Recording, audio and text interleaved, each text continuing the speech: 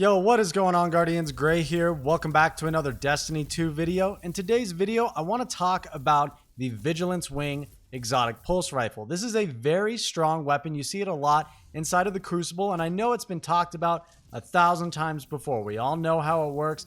A lot of people meme on it. They call it the dad rifle because it's a little easy to use, but I want to talk about it because I feel like it's even stronger than ever inside of the current sandbox. With Stasis on the field and some changes to the way hand cannons are working, with the 150s becoming 140s, getting that additional range, Vigilance Wing is really slaying out. And when you look at some of the new bonuses we can get with the Stasis subclasses, this thing can get absolutely insane.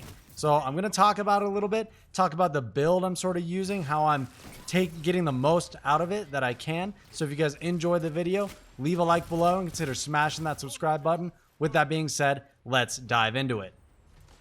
So last season, in Season of Arrivals, all high-impact pulse rifles received a buff, and this made it so they could effectively two-burst enemy guardians inside of the Crucible, giving them a 0.67 optimal TTK, which is absolutely insane. And I'm really surprised more people don't talk about it because everyone was so focused on auto rifles, and I understand that auto rifles have a bit more ease of use, but pulse rifles have an insane, blisteringly fast time to kill, and I'm surprised you don't see more of them. I will say, with Beyond Light, I am seeing more pulse rifles, and it's really cool. I think the weapon sandbox is in one of the best places it's ever been. You can use an auto rifle, pulse rifle, hand cannons, all these different primaries are viable right now.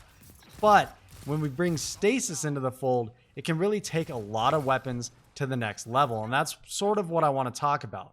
So in its base form, Vigilance Wing has a 0.7 TTK, and that requires 8 crits, which is not very forgiving. You need to land 8 crits directly in a row to get your optimal time to kill. Now this weapon fires a 5-round burst. It's unique from any other pulse rifle in the game because of that one reason. It shoots that 5-round burst, so you need to land all 5 in one burst, and then 3 out of the 5 in your second burst in order to get your optimal time to kill. And that would be on any Guardian 6 resilience or lower. So while that may not seem like it's very forgiving, it makes up for it because that 5-round burst is very strong and you can be flinching people really hard with it, and it reaches out pretty far. You can still maintain that TTK pretty far out. Now, I've really been loving pulse rifles with my Stasis subclass because not even so much with my Stasis subclass, but going against other Stasis Guardians, it's been really nice. A lot of people are rushing in, trying to hit you with that Titan shoulder charge or that Warlock freeze melee, and you can keep your distance with a pulse rifle and take them out and not have to worry about getting frozen, especially when today Bungie nerfed that oppressive Warlock melee that had like a 32-meter range. They effectively cut it in half, so they can't freeze you from across the map anymore. So it makes keeping your distance an even better option. Now, when you look at your own build, looking at our Stasis subclass here, I'm sure you guys have heard about this already, but we have the Whisper of Hedrons Stasis Fragment, and this makes it so you gain a bonus to weapon damage after freezing a target with Stasis. Now, this is no joke. It's a 25% weapon damage buff, which is going to take our base crit damage of Vigilance Wing from 24 to 30 damage per crit, and a body shot will be, instead of 16 damage, it's going to be 20 damage. Now, that doesn't sound like too much of a buff, but it's going to lower our TTK from 0.7 to 0.67, and it's going to make it a lot more forgiving to obtain that optimal TTK. Instead of having to land 8 crits directly in a row, you just need to land 5 crits and 2 body shots for your optimal TTK. So we're taking 1 bullet out of the equation entirely, and you have to land less crits to remain optimal. And I know that sounds a little crazy getting into the number crunching, but in the real world, the way it actually works out is insane, because a lot of times you're going to go into an engagement and not every Guardian you go against is going to be at full health. And if they're at 150 health or less, you can one burst them. They'll just die. If you land all your crits, they're dead. They're done. 30 damage per bullet times 5 bullets in a burst is 150 damage. It's actually insane. You can just melt people using the Vigilance Wing. I don't even have the Catalyst yet, which just makes it so the weapon fires in full auto, which I've heard isn't necessarily that great. I like to time my bursts a little more than that. But if you have the lane on a target and you want to go for that full auto, you can really melt some people insanely quick.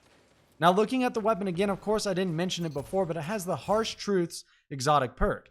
And it makes it so when a nearby ally is killed, you will gain health regeneration and increased movement speed.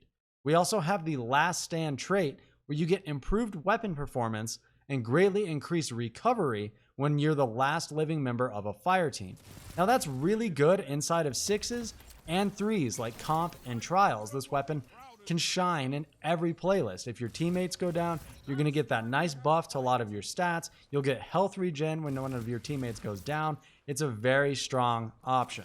So I know we can meme about it all day long. You can make fun of me for using dad rifles, but I'm telling you, pulse rifles are insane right now, and I really love using them. They're very strong. We have things like Cold Denial, No Time to Explain, Vigilance Wing. There's some amazing options in the game right now, and you should really try one out. I know Vigilance Wing has been talked about a million times, but I just wanted to put this out there and pick your brain a little bit and get you curious about these weapons because they're very, very strong, especially paired with a Stasis subclass.